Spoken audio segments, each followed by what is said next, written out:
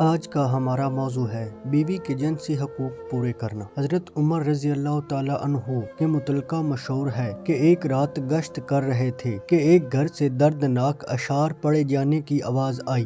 آپ رضی اللہ تعالیٰ عنہ کھڑے ہوئے اور غور سے سننے لگے، اور ایک عورت یہ اشعار اپنے خاص انداز میں پڑھ رہی تھی۔ خدا کی قسم کہ اللہ کے ڈر کے عذاب کا خوف نہ ہوتا تو بلا شبہ اس چارپائی کے پائے ہل رہے ہوتے۔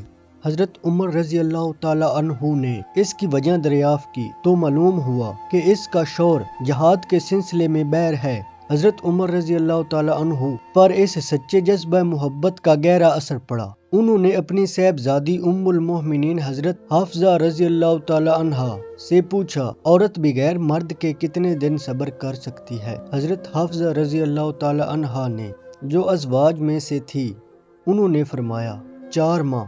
یہ معلوم کر کے حضرت عمر رضی اللہ تعالیٰ عنہ نے بحیثیت خلیفہ سپہ سالار کے نام حکم بھیجا، جو شادی شدہ ہو وہ اپنی بیویوں سے 4 ماہ سے زائد غائب نہ رہے۔ اس تاریخی واقعے سے ظاہر ہوتا ہے کہ آدمی اپنی بیوی کے جذبات نہ بھولے، اور اگر زیادہ مدت کے لیے پردیس میں رہنا ہے تو بیوی بچوں کو ساتھ رکھے۔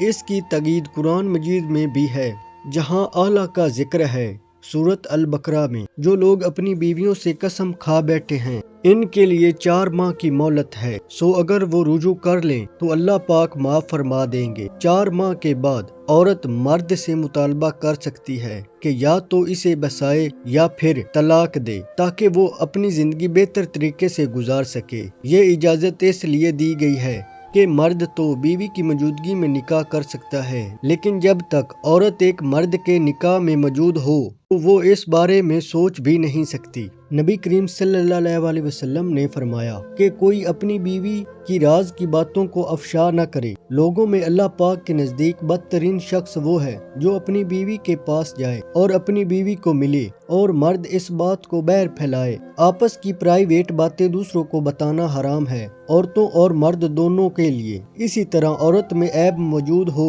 تو مرد کو چاہیے کہ اس عیب کی تشریح نہ کرے، بلکہ اس کو اپنی حد تک محدود رکھے۔ سورۃ البقرہ میں ہے کہ وہ تمہارا لباس ہے اور تم ان کا لباس ہو۔ لباس انسان کے عیب چھپاتا ہے اور زینت کا سبب بنتا ہے۔ اللہ تعالی ہم سب کو دین سمجھنے کی توفیق عطا فرمائے اور اس کے مطابق زندگی بسر کرنے کی توفیق عطا فرمائے۔ آمین ثم آمین۔